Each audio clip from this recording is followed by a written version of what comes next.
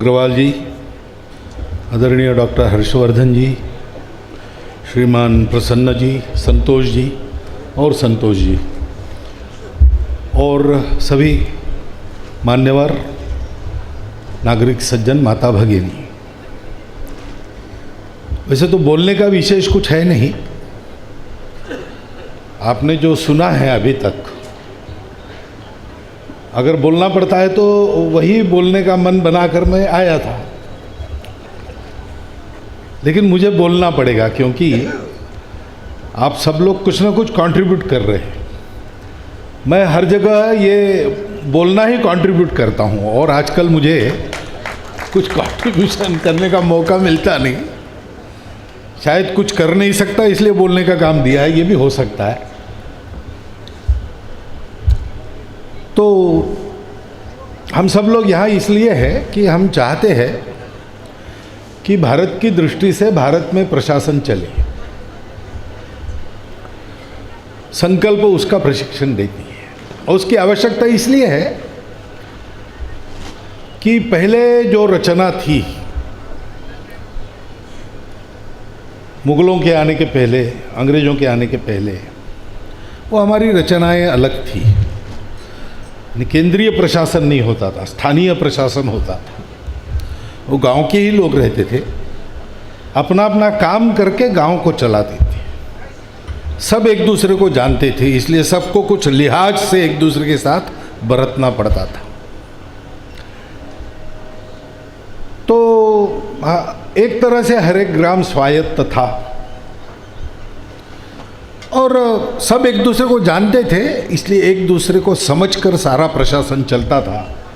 तो प्रशासन कहने के बाद उसमें एक जो कठोरता शब्द में ही ध्यान में आती है, वो प्रत्यक्ष जब चलता था देश तो उसमें ये कठोरता नहीं थी, आत्मीयता आती थी।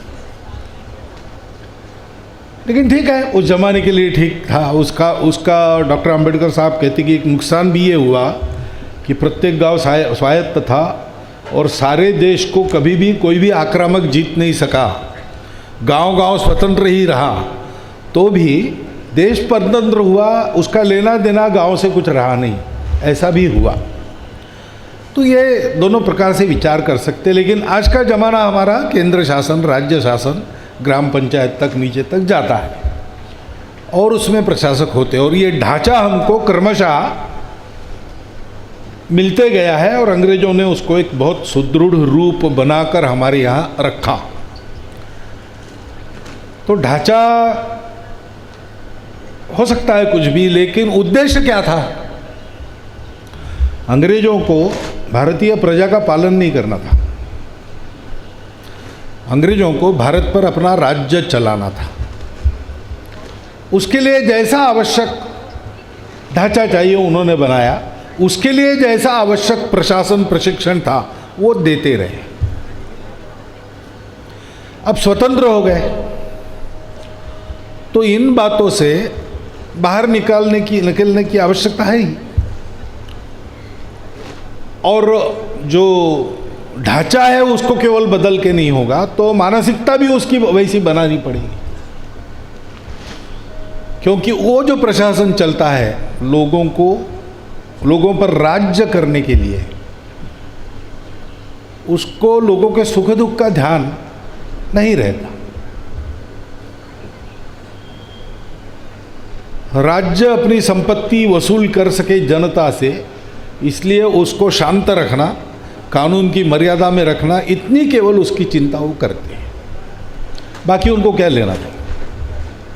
और इसलिए उसमें एक रुक्षता भी आ जाती और लोगों के जीवन से कुछ दूर वो रहते।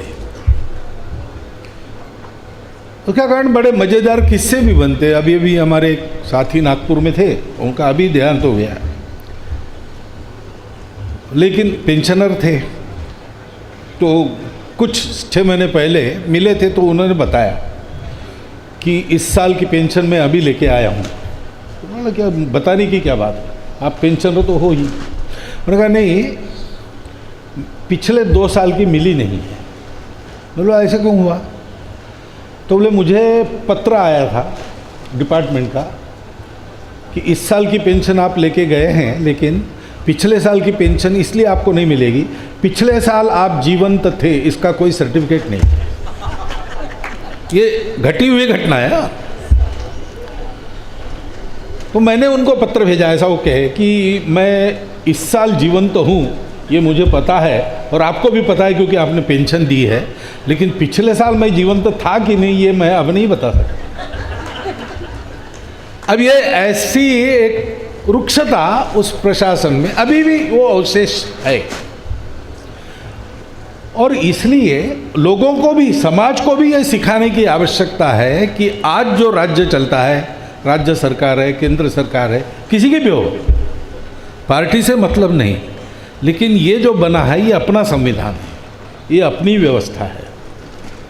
तो मुझे कुछ नहीं मिला तो मैं जाके 4 बसें जला दूँ, 2 ट्रेनें रोक दूँ, ये अंग्रेज़ों के ज़माने में आप कह सकते थे, ठीक था, क्योंकि वो एक विदेशी राज्य था। लेकिन अपने राज्य में तरीके एकदम अलग होंगे, क्योंकि बस सरकार की नहीं है, बस जनता की है। रेल सरकार की नहीं, रेल हमारी, क्योंकि राज्य हमारा है, हम चुन के देते हैं लोगों को। ऐसे प्रशासन को भी सिखाना पड़ता है कि ये हमारी प्रजा है, उसका पालन हमें करना है। इसलिए प्रधानमंत्री के जगह प्रधान सेवक का शब्द उपयोग में लाया गया, ये मानसिकता का बदल है। शासन में जो लोग हैं, प्रशासन में जो लोग हैं, वो अफसर और मंत्री नहीं है, वो सेवक है। अब इस प्रकार का प्रशिक्षण कहाँ मिलता है?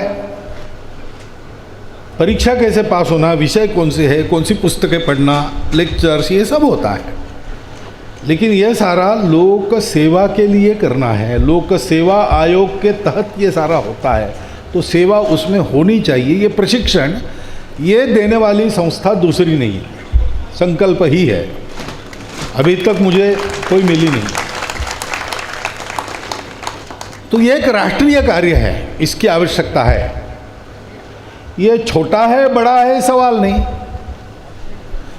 छोटा बड़ा काम नहीं होता, विस्तार नहीं होता, जो फल मिलता है वो छोटा बड़ा होता है। संतोष जी हमको एक संघ में गीत कराते थे पहले, वो शायद बौद्धिक प्रमुख थे दिल्ली के तब, तो उसमें एक पंक्ति थी, भव्य दिव्य लक्ष्य की प्राप्ति ही महान है, धर्मभूमि जन्मभूमि कर्मभूमि महान है, वो गीत याद है आपको?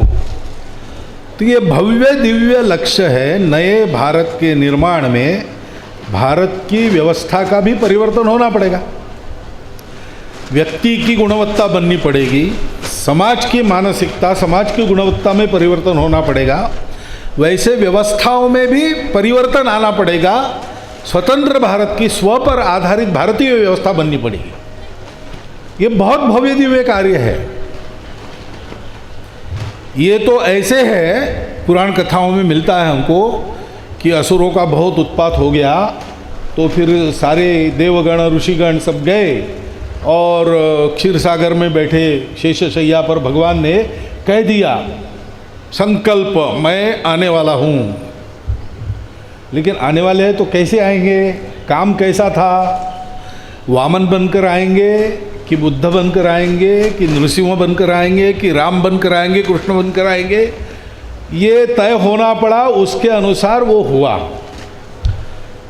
तो स्वतंत्रता ने हमको बता दिया, स्व ने हमारे, कि मैं आ रहा हूँ। लेकिन वो आज के ज़माने में किस अवतार में आने वाला है, कैसा आने वाला है, उसका विचार करके उसके उस स्वरूप को खड़ा करना ये आसान काम नहीं है, बहुत भव्य दिव्य कार्य है। और 7,500 लोग इस प्रकार प्रशिक्षित करके आपने भेजे हैं। अब ये चिंता तो आपको करनी पड़ेगी कि प्रशिक्षण तो हम दे देते हैं, लेकिन उपयोग बाद में ठीक होता रहे, इसलिए भी कुछ परवरिश करनी पड़ती है, वो ठीक से हो जाए। दूसरी बात है कि ये जो बात अभी कही गई, हरदीप सिंह जी के भी संदेश में ये बात आ गई, महिलाओं की बराबरी।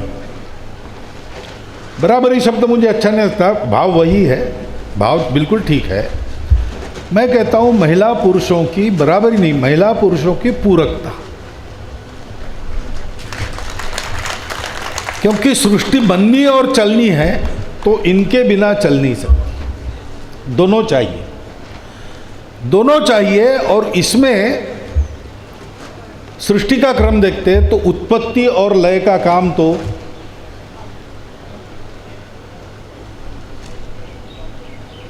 पुरुष के पास हो सकता है, लेकिन पालन का जो काम है वो बिना महिला के नहीं हो सकता। तो सृष्टि अगर ठीक चलनी है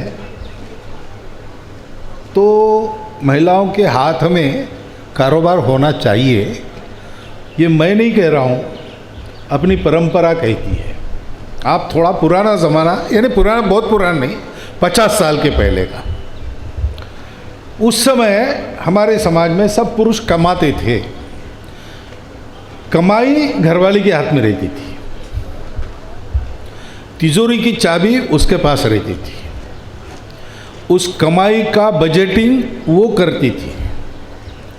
घर में भोजन, किसी को भोजन पर बुलाना है तो वहाँ से सैंक्शन लेना पड़ता था, कौन आ रहे, कैसे आ रहे, कितने आ रहे, ये बताना पड़ता था।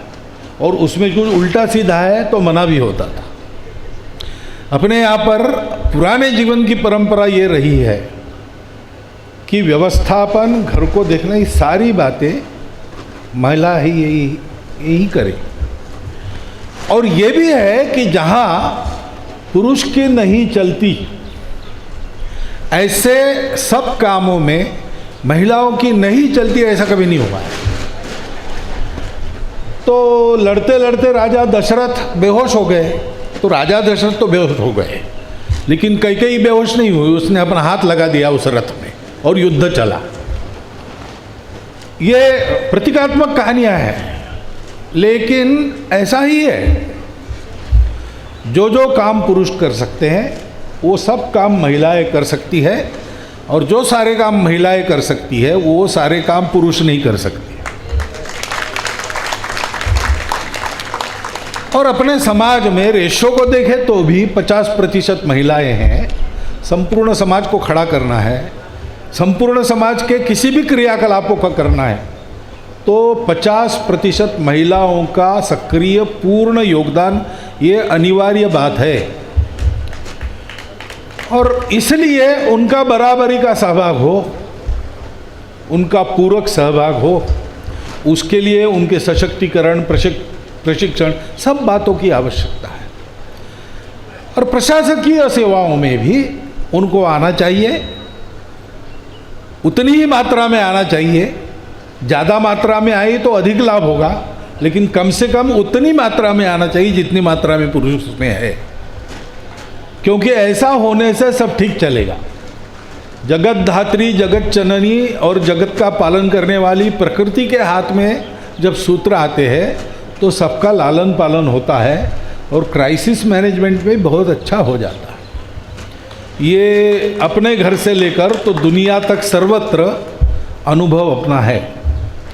और इसलिए ये जो एक सुविधा महिलाओं के प्रशिक्षण के लिए वो आवश्यक रहती है, उसके अभाव में ही वो पीछे रहती है। यानी इसका विचार भी होना चाहिए। हम जहाँ भी है, जो भी काम कर रहे हैं, हमारे यहाँ भी महिलाएं काम पर आती होगी, कुछ करती होगी, उनके लिए सुविधा है कि नहीं। यानी स्कूल में शिक्षिकाएं हैं, लेकिन स्कूल में जो सुविधाएं बनी है उसमें केवल पुरुषों का विचार है कि महिलाओं के लिए भी बना है, ये देखना पड़ता है। 2000 वर्षों में हमारी आदत चली है, पहले हमारे यहाँ ऐसे ही था, सब बराबरी का था और सब परस्पर पूरक था। लेकिन ये कुछ हम भूल गए बात, और कुछ आक्रमण ने हमको एक जस्टिफिकेशन दे दिया महिलाओं को घर के अंदर बंद रखने की। घर के अंदर बंद रखने की उनको ज़रूरत है, घर के प्रति उनका लगाव स्वयं सिद्ध है। आप कहो ना कहो, घर की चिंता वो करेगी ही करेगी, कुछ भी करती हो, सीमा पर लड़ती हो तो भी यहाँ उनका ध्यान रहता ही है। ये तो पुरुष की ही प्रॉपर्टी है कि थोड़ा इधर उधर का मिल गया तो ये सब भूल जाता है। महिलाएं ऐसा नहीं करती, उनका वात्सल्य उनको ये करने नहीं देता। लेकिन खतरा है, अबला हो, हम प्रोटेक्ट करेंगे, इस तर्ज में उनको घर में बंद रखा गया। और अब घर से बाहर निकलने का मौका है तो भी मनोवृत्ति यही रहती है पुरुषों की, चिंता मत करो, हम तुम्हें सशक्त बनाएंगे, हम तुम्हारा उद्धार करेंगे। अरे तुम क्या उद्धार करोगे? तुम्हारी उद्धारक वो है। तो स्वामी विवेकानंद को एक इंटरव्यू है उनका, जिसमें महिलाओं के बारे में भी पत्रकारों ने पूछा, और अंतिम प्रश्न पत्रकार ने पूछा विवेकानंद जी को कि फिर आपका भारत की महिलाओं के लिए मैसेज क्या है? तो विवेकानंद जी तपाक से उत्तर देते, मैसेज? मैं मैसेज दूंगा? भारत की माताओं को मैसेज देने की औकात मेरी नहीं है, और तुम भी मत मैसेज दो। उनको क्या करना है पता है, कैसे करना है पता है, उनको करने दो। कुछ सिखाना है सिखाओ, कुछ सशक्त करना है सशक्त, उनके रास्ते का रोड़ा मत बनो, इतना तुम करो, बाकी कोई मैसेज वगैरह देने की आवश्यकता नहीं। और इसलिए महिलाओं के इस सहभाग में सुविधाजनक बनने वाला एक काम यहाँ जो हो रहा है वो एक बहुत अच्छी बात है, अच्छी शुरुआत है। प्रशासनिक सेवाओं में आना चाहने वाली लड़कियों के लिए कुछ हो रहा है। ये भावी भारत के भारतीय आधार पर दम के साथ खड़ा होने के संकल्प की पूर्ति के लिए एक बहुत बड़ा सुचिन्ह है। उस सुचिन्ह के हम सब साक्षी हैं।